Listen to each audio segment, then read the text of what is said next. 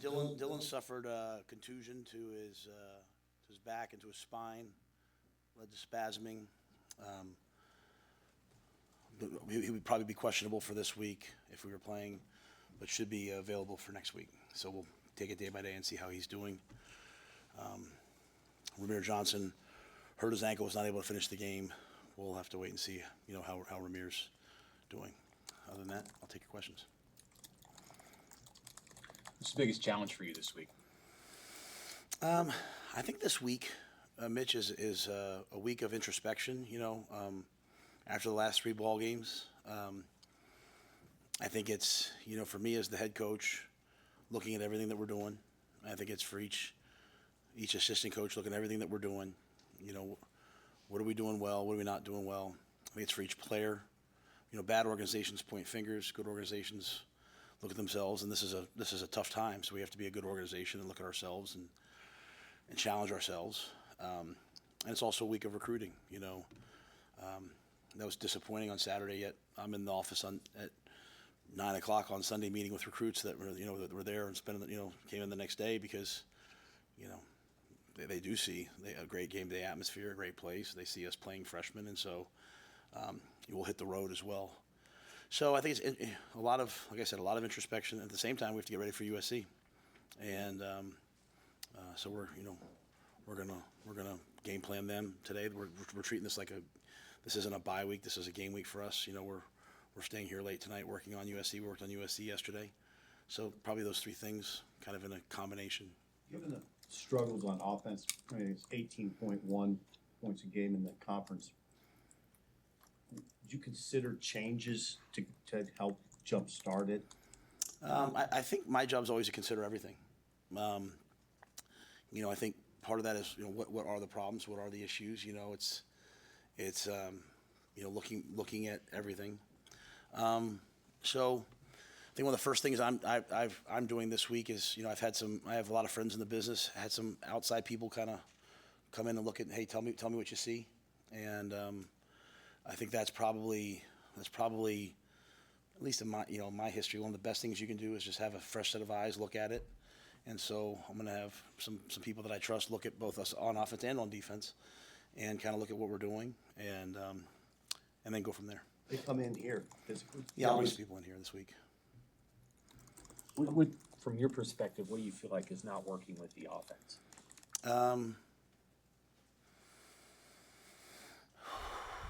It's a great question. We're not able to run the ball to control the game. I'm a big believer that you have to be able to control the game, and we were able to make some big plays in the game, but we weren't able to handle the third down pressures to stay on the field.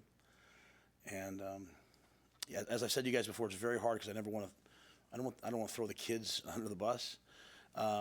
Or I don't want to throw, because it could be one person here, one person there. I just think at the end of the day, we get a couple of big plays, then all of a sudden we're off and running, but we're not able to run the ball consistently enough, and we're not able to stay on third down. So I'd say it's a little bit of everything, to be quite honest. I mean, I think if you watch us, we're just not playing well enough on offense to have a chance to win. And then, the last two games we're facing, Ohio State and UCLA, and we have the ball at the end with a chance to go win it. We've got to go win it, and we have not been able to do that. So it's not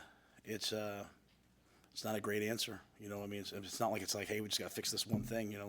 We have to just play better, and that's coach better. And I think that's my job this week, is to look at it and say, hey, what can we do? And hope that the players, instead of saying, well, he's got to do this, he's got to hope that the players say, hey, I've got to go do this better. You have a couple of really bright spots. You have Ja'Cory out there consistently making plays. I think Ja'Cory's, he's like a lightning rod out there, and Isaiah showed up in the last game and made some plays. We just need a lot more of that, and we have 3 opportunities left to do it. We've got to play better.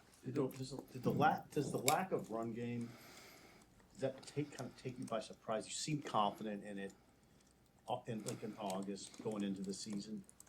Yeah, I thought we would be playing better on offense than we are. I thought we'd run the ball better. I thought we'd have really good play action game. I thought we'd be better on third. I mean, I thought we would be, I thought we would be playing better than we are. And again, like, even within the games, like there's times, around 20-7, like down 10-0, the drive to answer, like, I think there's moments where I'm like, okay, that's what it looks like. It's just not consistent enough. And, against Ohio State, we move the ball, we go on and score against Ohio State 4 times, we just get held to field goals. And so there was a lot of work this week on the red zone, and, we were able to get in twice, but, yeah, I thought we would be further along than we are.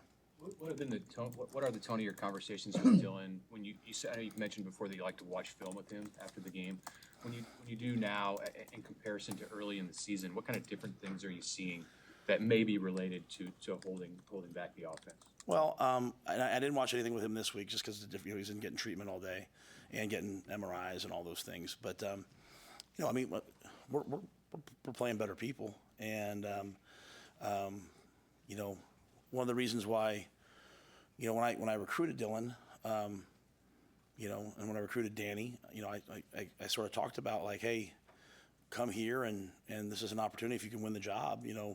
One of the benefits is playing early. And you go through, and when you play early, everything's not going to be a sunny day. You know what I mean? And you learn how to handle all the different things that you see, and you have tough moments and you overcome them. So I think this is unbelievable, invaluable experience for Dylan. When it's good, it's good, and there's been some tough moments, right? And it's like, you throw the pick 6, but he doesn't quit. He goes back out and brings us back into the game. Heinrich comes out, he takes us down the field. So, this is the Big Ten. This is a whole new world, a whole different league, and every week you have to be at your best. We haven't been consistent enough. But I think for a young freshman quarterback, this is on the job. This is on the job training. This is on the job learning. I mean, they're bringing, they took both. We've had. This is not an excuse. This is not an excuse. But we have seen different. We've had 3 straight teams coming off a bye, going into our 4th one. We've seen so many different things about the third down packages we've seen people cook up for us. It's nothing, and so you're on the side, and Dylan's having to compute it and learn it, as are the O-linemen. And then in the second half, I thought we were better. I think at one point we were like 1 for 7, and then I think we finished much better than that. So if you can just weather the storm as a young player, you say to yourself, what am I supposed to be learning? And then you learn all these things, and that's, like we played Tom Brady when I was in Carolina. We kept bringing this like zero look against him, and we got him a couple times, and then the third time, he threw a glance against us. He signaled it, and he saw it and burned us. And it's like, you can only – he has such a Rolodex in his brain. I think Dylan's building a Rolodex that, while it's frustrating right now, if he weathers the storm, he'll have so much experience. And as things get better, he'll be a unique player. How do you feel like Marcus Satterfield's calling the games? I think that's part of my job this week, is to look at it. I think I don't have tremendous issues at times, like, why do we call this, why do we call that, because all those things are kind of game planned during the week. Are we game planning the right things during the week? That might be one of the questions we have to talk about and look at it. But if you score 18 points, you're going to what you say 18.1 a game, you're going to be under fire, right? It just is what it is. So, me as the head coach, Sad as the OC, everywhere. I think it's really, really important, though, that our players take accountability in it as well, right? Like, we don't call any plays that they can't execute. And when they, it's kind of like a slippery slope. It's like when they jump up and make the catch, it's like, hey, great job, Isaiah. But when they jump up to make the catch and they don't make the catch, it's like, come on, Sat. And so I just want all of us in the program to all take accountability together. And that's the introspection I talked about this week. So, we're looking at everything, and the same thing on defense. We can't go out there on defense and let them just go right down the field against us. When they took the ball, it was a smart move by them. Had we won the toss, I probably would have taken the ball, because they've been really hot early. But we didn't play defensively the way we've been playing, and but yeah, I mean, 18.1 points a game, you're going to take. There's nothing you can say. It's just not good enough. So Satterfield calls that play at the start of the fourth quarter. Actually, people would say it was a pretty good call. Dylan missed the read. He admitted that. But on the subsequent drive, I think you guys ran it like 4 times in a row. Was that Sack committing to the run, or did you interject there and say, no, we're going to run the football? I didn't. I don't know that. I don't think that I interjected anything. I don't know that I remember the exact exchanges. I mean, we had a game plan going in of, hey, we're gonna had certain runs that we liked, and early in the game, they went 8 minutes. We went 3 plays. They went, whatever, and so we didn't really have a ton of opportunities in the first half, but we knew based upon the way that they've played that you're gonna have more opportunities in the second half. But in terms of that exact frame, I mean, when you get down, like when we were down against Indiana, and we were down this game, typically when you're down 20-7 or 20, I usually will say, hey, don't panic here, guys, don't panic, just go back to the game plan. Don't worry about what the score is, just go down and score a drive. There's some questions, I got asked after the game. I got to ask some questions about when you're down 2 scores, the thing that I've learned, and you study all the analytics, is just go down and score. Don't rush. Go down and score the first one. If you trust your defense, you'll get the ball back with a chance to win the game. And so, but that was, if I say anything, it's probably that, and I don't know if I'm answering your question, but yeah, but there was no hey, a directive from me or anything like that. I don't believe. What's the identity you'd really like to see from your team the last 3 weeks coming out of that bye? Yeah, I had a really good friend of mine, a person I've met since I've been here, text me and say, "Man, it must be frustrating. The team is so inconsistent." And to be quite honest with you, that's hard for me to hear. That's not what I want. I want us to be consistent. I want us to be. I'm a same guy every day. I do the best that I can. Same guy every day. And so I think I really have to look at my approach. You know what I mean? I think I have to really look at, the way that I'm doing things with our team.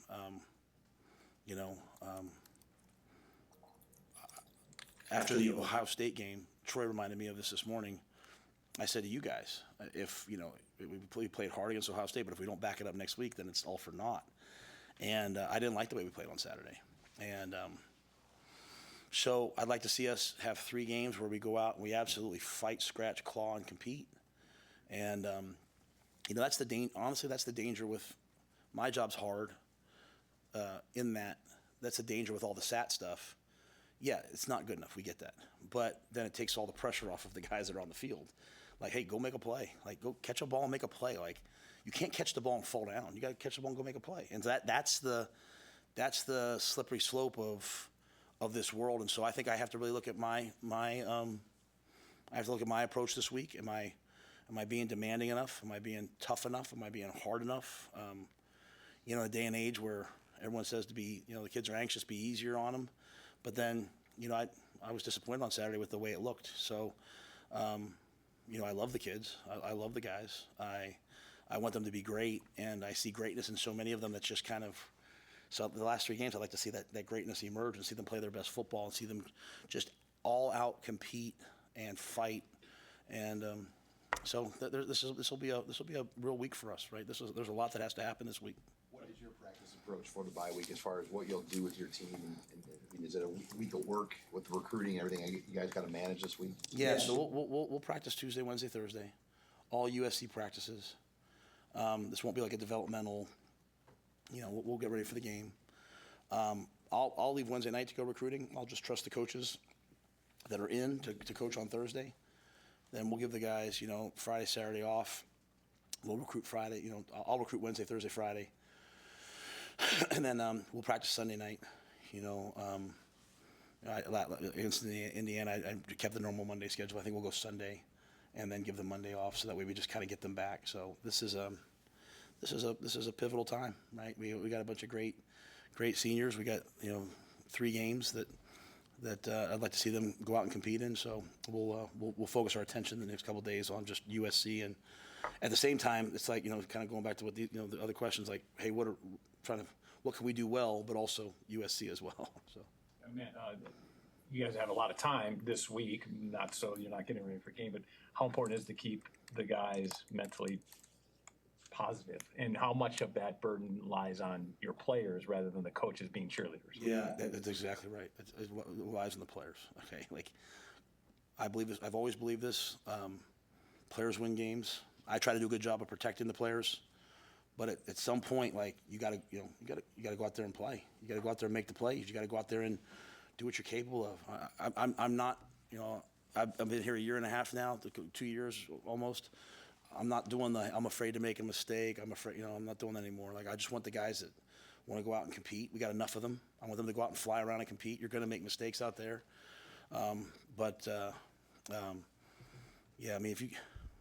This is what life is, right? Like you hit adversity. If you quit, then so be it. I want the grown men out there. I'm happy to talk to everyone's parents. I'm happy to have personal one-on-one meetings. But at the end of the day, when the ball's snapped, you better play. And that's what these weeks are for. To go out there and establish who you are. So great opportunity for some of the young guys. To go out there, and I keep bringing up like Jacory and Vincent and Shavers and those guys. Like when the ball snapped, they play. Point blank, they play. It might not always be right, but they play and they play and they play. And so, catch our breath this week. We'll practice for USC and we'll go out there and we'll compete.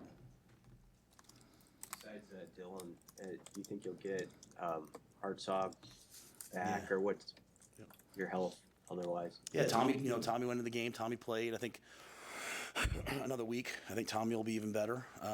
I think Malcolm was available, kind of like if we needed him. He was available. He made tremendous progress in a short amount of time. He'd be able to play this Saturday. So obviously next Saturday, unless there's a setback, we think he'll be good. That's a big piece for us. And then guys like Marquise Buford that are out there. I said 2 ACLs, and this is a good week for him. To maybe have a little downtime and come back and be really healthy for the last 3 games. So I think in terms of health-wise, the bye comes at the right time. We should have a lot of guys out there next week. Go back to that first quarter. UCLA's offense, had a big first quarter. And how much of that is just them catching you with stuff that maybe they had 2 weeks to scheme for? Yeah, their offense is kind of their offense. There wasn't much that was super, super, super new in terms of offensively. Most of the stuff we're seeing that's new has been defensively. I think, they're a huddle team that trade shifts motion, so they hit it in new ways. But, they've kind of been very consistent. I told Deshaun before the game, because I was a GA when he was a player, I told him, I said, hey, you're doing a great job. Like, I said it last week, I thought that was a really good team that had played Oregon, had played LSU, and had played some really good teams and hung in there against them. And LSU, like it was 17-17 with 6 minutes left in the third quarter. Like when it was 27-20, it's kind of where I expected us to be. Like we practiced 2 minute more on Wednesday than we normally do because I was like, hey, this is going to come down to the end. But they've done that consistently. Like they did against Minnesota, they did against Rutgers. They went right down the field on their opening script. And if you can kind of weather that storm, then you have a chance. And so you think about it, like they went down, they scored the first 3 drives that they had it. And then we settled down, and then they scored one more time the entire game. So, they got the quarterback playing really. The quarterback Garbers was playing really well. And we never really hit him. We brought pressure, and he ran in the A gap, and he makes a guy miss in the middle of the field. You take away any one of those plays, and all of a sudden we're playing much better. So I don't think they surprised us as much as they've just been very consistent throughout the year. And Jeremiah went out there early at corner. He competed, and then Tommy went in for him, and the older guys I think settled down. I wanted to ask about just the spectrum of talent maybe in the Big Ten. So you played Ohio State, you played Indiana, and you played Ohio State, and you played UCLA. But Ohio State and UCLA, one team's got a $20 million roster, and they are 7-1. The other one's 3-5. But how much gap is there really between the caliber of players that you face at Ohio State and the caliber of athletes that UCLA had? And how tight is the margin for basically every team in the league? It's a great question.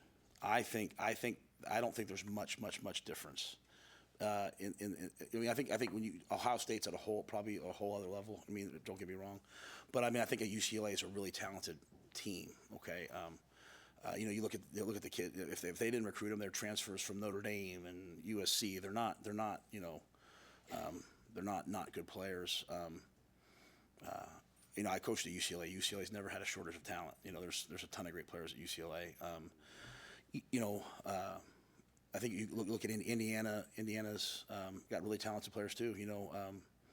The quarterback Rourke. He was 10 wins and 10 wins, I think, at Ohio. I mean, he's a winner. And so what they've done is they've just brought over a whole bunch of guys who know how to win. They won at James Madison, they won at Ohio, and they know how to win. And so I don't see huge drop-offs when we face different teams. It's kind of like there's a certain level. Some teams have better O-lines and D-lines, and that's really what I think makes the difference. And some teams have better quarterbacks. And so that, at the end of the day, when you face a veteran quarterback who's played a lot of football and they're in tune, they're hard to stop. When Garbers was in tune, then we started getting some pressure on him, and then all of a sudden it changed a little bit. If we do a little bit better job of protecting Dylan early on, he's probably in a little bit more rhythm. So it goes back to hey, these are reps you put in your brain, you develop, you grow from, and you become better. So, but I don't see a major difference. People who've covered the team for quite some time have seen Nebraska play incredibly well against high teams. Michigan 21, Ohio State last week. And then it feels like there can be these moments where the play is at the level of the opponent. How do you eliminate that? Or do you think that that's accurate of the way you guys play? That's kind of what I said earlier. It's a disappointing thing about the job that I'm doing. I've prided myself over the years of like, we're consistent. And I thought last year, like, we were consistent. Like, we were, and now this year it's not quite as consistent. And, you're probably not supposed, head coach 101, you're not supposed to say those things in a press conference. But I owe it to everyone to be honest. Like, I'm trying to find a way to get the players to be more consistent. And so this is probably the first time you guys have heard me say the players have to play. Like they have to play. They can't just say like, oh man, did you read what they're saying about Sat? Like, but you are Sat. You are the offense. You're out on the field. Like Jacory's not worried about what play call Sat's calling. Jacory's out there flying around, right? Like, so you can't throw a bubble out in the perimeter and a guy's not blocking. It's one man against another man. I got to block you and like. But all that being said, it's just it's not consistent enough. And it's when you take a job, I don't think I've ever taken what I would call like an easy job. Like, come to a place that just won 10 games. These are the hard moments. This is what you have to do. And so I have to sit here and admit my shortcomings. I haven't gotten it done yet at the level that we need to have it done. But we have had some good moments too. And so I'm just trying to get it to be more consistent. And that starts with looking at the coaches, looking at the players, being honest. If I'm honest and they're not, then so be it. I don't know if I'm answering you, but that is kind of what's happening, to be quite honest with you. That is, and if you have that roster, some of the rosters, if you have that Ohio State roster, like if you think about our game, you think about our game against Ohio State. We moved the ball in Ohio State, but we had to kick field goals in the red zone. Kept it close, and then they ended up winning the game in the fourth quarter. UCLA moved the ball against us. We held them to field goals. Then we had a chance to go win the game at the end. It's you're gonna have some games that are up and down, but I have to find a way to get this team to be more consistent. We have 3 games left, and that's why I hope that they block out everything. Not the noise from you in general, the pointing fingers at each other. And I hope they block all that out and they just say, what can I do? Because that's what Marquise Buford deserves. Marquise Buford deserves a chance to go play in a bowl game, and that's what this program needs. This program needs to go to a bowl game, and it's going to take unbelievable focus because these are 3 good teams that we have left, and I'm going to work my tail off to try to get it done, and I hope the players join me, and I hope the staff joins me, but there's nothing I won't do to get there. There's nothing that I won't do to help us get over the top, because we will. In the end, what I will say is we will get over the top. I mean, I think, this is not like I'm sitting here like defeated. I'm just sitting here frustrated. You're frustrated, I'm frustrated, but we will get there. And it's just sometimes you don't like the way it feels along the way. The outside eyes that you're bringing in this week, what does that process look like, and how often do you do that? I probably won't say too much yet because I want to be respectful of I think I ask people's opinions all the time that I trust. I say, hey, I talk to people. I call, like I told you, after Indiana. I called Coach Osborne. Last year he came in. I am someone that's every team to me, every season's like its own organism, right? And you're trying to manage and deal with things. So I'll always ask people. So I think it's pretty consistent for me. Actually bringing people here, maybe that's not something I normally would do, We have some people who we hire as consultants that do like advanced stuff for us each week. So, we'll talk to them Zoom wise, but I think coming in the building this week is good. I think, at the end of the day, everybody needs to feel this right now. Everyone needs to feel like, everyone needs to feel what I feel. Everyone needs to feel a little bit of like, hey, we need to get this thing going, right? There's a certain expectation, that you have to have when you're a Nebraska Cornhusker. That's to play championship football, and it's just not a sometime thing. And so, I think bringing people in, I told them if there's a young player that can help us, the red shirts are all off. We'll put them out there, like whatever it takes. Do you allow yourself to pay mind to the fact that in the reality of college football today, and you get deep into November, that what the importance level is for you to show progress as it relates to what comes in December, when there is the portal, when you're trying to keep commitments, when you're trying to keep other teams from coming in and recruiting your own roster? Yeah, I mean, I think in general, like, if you want players to come play for you, they need to see progress, right? They need to see that, okay, we are better this year than last year. But I'm not going to chase players on our roster. Like, if you're here, you get taken care of so well. I mean, you get taken care of so well. And, you have guys that are here from other schools. Ask them. I mean, they'll tell the guys. So it's natural when you're on a 3-game losing streak for guys to be like, man, I'm frustrated to start. Maybe I'll go there. Maybe I'll go. I mean, that's natural. I mean, I think every freshman goes through that, every year. And I only need about 22 guys to play the next week. So we got a lot of guys that love it here. But we have to show progress. But that's the goal. Like, the goal is to make progress, not to show progress, right? The goal is to be better than we were. And so, we've seen some moments. The Colorado game, we've seen some moments. The Ohio State game where we see what we could be. It's just not consistent yet. Yeah, I mean, I'm not going to start worrying about. I mean, we have a great thing going here, and we have recruits all across the country that want to come here, and there'll be kids lining up. If we said, hey, we'll take you, there'll be kids lining up to come here. So I don't worry about any of that. I care deeply about my players. I care deeply about their character and their growth, and if they're good enough. Some guys, maybe if they want to play, they should go down a level. But if a little bit of adversity causes you to turn and run, then you don't see me running. I'm not running. So we have to show progress. And the reality is, we were building this team from the very beginning. I kept telling them, hey guys, we're building this for November and December. We're trying to work hard in the offseason to get you guys to this moment. Here we are. We're obviously all frustrated about the last 3 games, but we have a bye week and we have to go play. So we'll see how we stand against USC. We'll see how we stand against Wisconsin. We'll see how we stand against Iowa. But we'll have a lot of good players next year here. Thanks, guys. Thank you.